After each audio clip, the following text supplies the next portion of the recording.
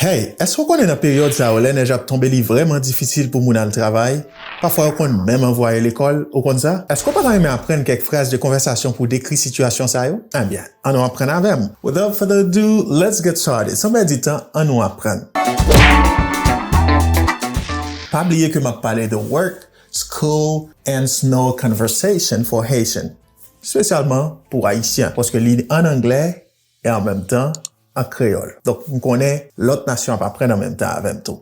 Good. So, si vous voulez dire, route yo trop danger pour conduire. It might be difficult to drive, especially when it's snowing. Des cas difficiles pour conduire, et spécialement, la fait neige. Vous pouvez dire en anglais, the roads are too dangerous to drive. The roads are too dangerous. To drive? The roads are too dangerous to drive. Don't go to work today. Pas le travail aujourd'hui.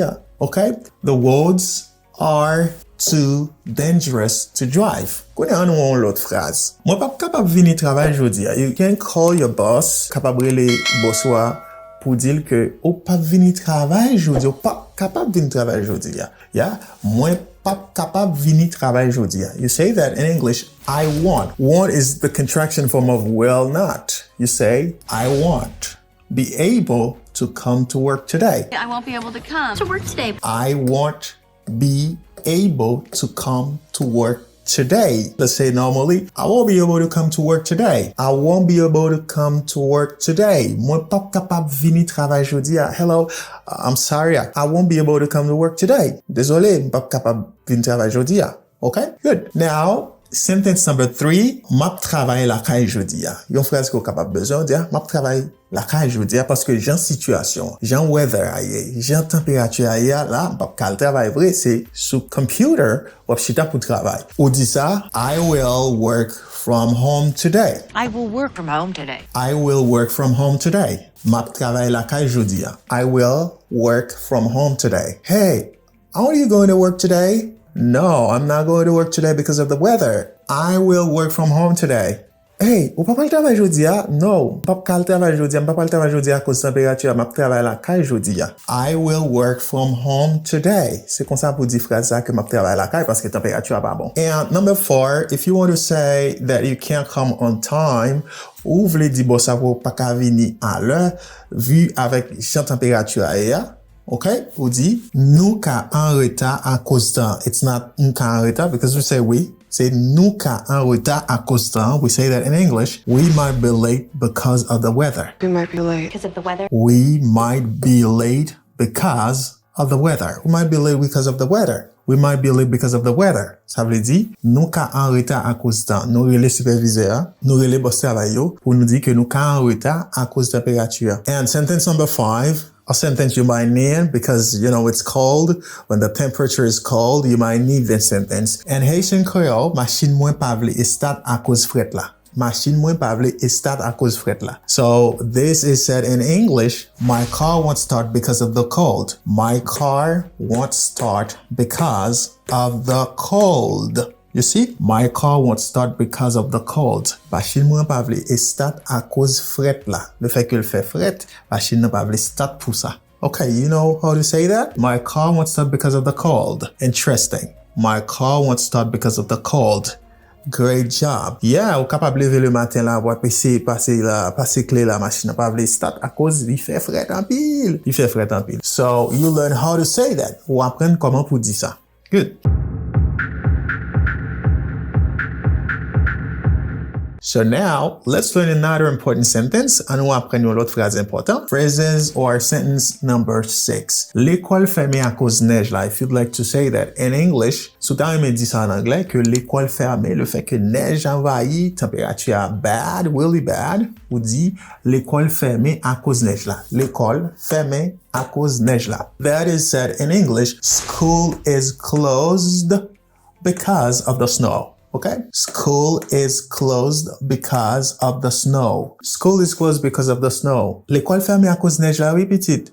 You know, school is closed because of the snow. The temperature is bad. Température mauvaise, température pas bon. School is closed because of the snow. Good. And now if you want to say class yo annulé. There's no class. Pas gen class. Pas gen class qui fait à cause température. Ou dit class yo annulé. Ou dit classes are cancelled. Classes are canceled. Classes are cancelled. Okay, you see? classes are cancelled. Cancel, il dit cancelled. Classes are cancelled. Classe yo annulé. Ouais, comment pour dire classe yo annulé? Classes are cancelled. You know, it's snowing. School is closed because of the snow. And classes are cancelled. Classe yo annulé à cause ça. And now let's say jeudi a c'est un jour neige, pas gen l'école. Le gen neige, jour ça, la rien tellement encombré, toujours gen problème. Eh bien, yo décide jour ça, pas gen l'école là-dedans. C'est des cas très spéciaux. Eh bien, yo dit jeudi a c'est un jour neige, ou bien gagne un jour neige. Ou dit ça en anglais, there is a snow day today. A snow day. There is a snow day. Yon jour neige a exagéré en pile, moun pa ka aller l'école. Ou dit, there is a snow day today. There is a snow day today. OK? On comprend nous? Là, on dit, there is a snow day today. On joue que neige la tellement tombé, il paralyse activité yo. Ou relè ça?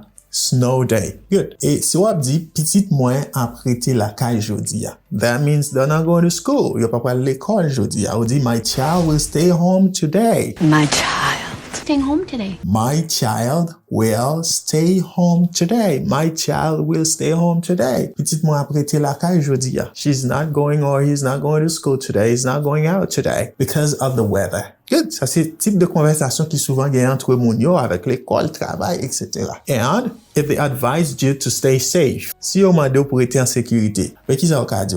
Il ka di li pi en sécurité pour être la caille jodi a, pas le travail, pas l'école, pas dans marché, pas faire activité, etc. Yo di li pi en sécurité pour être la caille. Mais comme on dit phrase en anglais, li pi en sécurité pour être la caille, it's safe to stay home today. It's safe to stay home today. You know, it's safe to stay home today. Li plus en sécurité pour être la caille jodi a, pas sorti. And the last sentence, route la fermée. Autorité a décidé fermer route là. Ou dit the road is closed. This road is closed. The road is closed.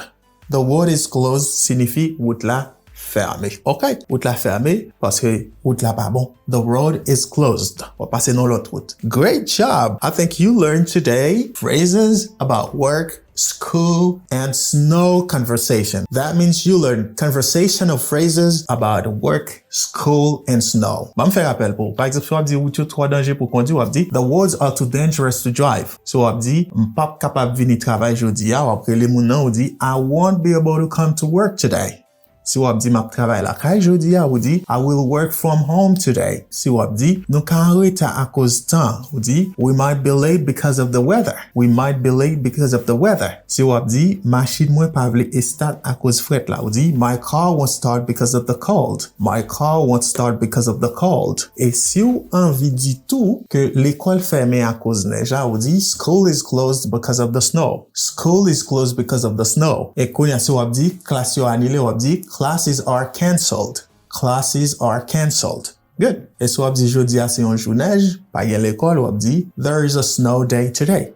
There is a snow day today. Petite Mwen a prêté la caille jodi a, comment pour dire ça? Ça veut dire pas pour l'école, à cause température, à cause neige là. Ou dit my child will stay home today. My child will stay home today. Petite Mwen a prêté la caille jodi a. So wap di li pi en sécurité pour rester la caille jodi a. You call somebody, on dit, selon prévision, the forecast, dit, pi en sécurité pour être la caille, jodi, au lieu qu'il y ait le travail ou bien l'activité. On dit, it's safe to stay home today. It's safe to stay home today.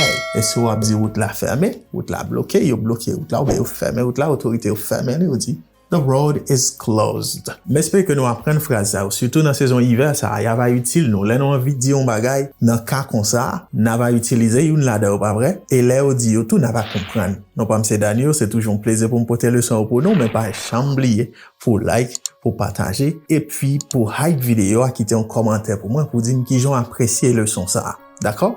On va croiser dans l'autre plus belle leçon.